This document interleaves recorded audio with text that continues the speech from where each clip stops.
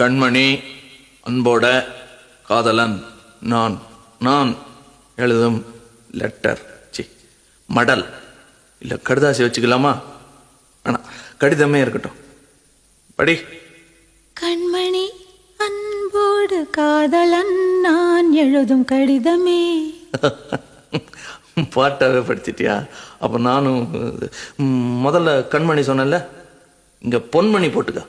பொன்மணி, உன் வீட்டில் சௌக்கியமா? நான் இங்கே சௌக்கியம். பொன்மணி, உன் வீட்டில் சௌக்கியமா? நான் இங்கு சௌக்கியமே. உன்னை நினச்சி பார்க்கும்போது கவிதை மனசில் அருவி மாதிரி கொட்டுது.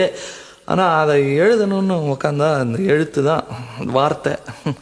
உன்னை எண்ணி பார்க்கையில் கவிதை கொட்டுது, அதான் அதை எழுத நினைக்கையில் வார்த்தை முட்டுது.